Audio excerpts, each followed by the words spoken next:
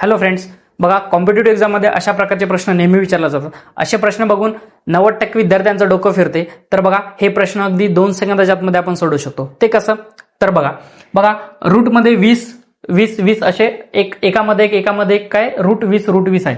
तर बघा याचा सिंपल आन्सर आहे असं, एकामध्ये एक जर रूट असतील आणि सेम जर अंक रिपीट होत असेल तर त्याचा सिंपल आन्सर असतो तोच नंबर.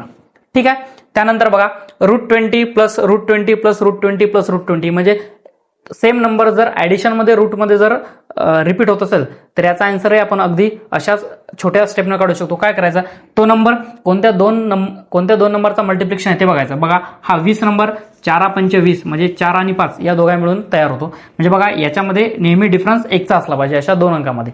त्यानंतर बघा इथे ऍडिशन आहे तर या दोघांपैकी एक मोठा नंबर चूज करायचा म्हणजे 5, तर याचा आन्सर असेल 5. सेम बघा सबस्ट्रॅक्शन आहे आणि तोच नंबर आहे तर याचंही 4×5 याच्यामध्ये गॅप आहे 1चा म्हणजे 4 आणि 5 या दोघांच्या मल्टिप्लिकेशनने 20 हा नंबर मिळतो. तर इथे सबस्ट्रॅक्शन साइन मायनसचा साइन असल्यामुळे याच्यामधला छोटा नंबर चूज करायचा. चा आन्सर असेल 4. ठीक आहे. तर बघा एकदम कठीण दिसणारे प्रश्न पण अगदी आपण 2 ते 3 सेकंदाच्या आतमध्ये याचा आन्सर काढू शकतो. अशाच प्रकारचे जर शॉर्ट्स व्हिडिओ बघायचे असेल तर मॅथ्स बाय निलेश पुरी युट्यूब चॅनलला सबस्क्राईब करा, व्हिडिओला लाईक करा आणि जास्तीत जास्त शेअर करा. थँक्यू.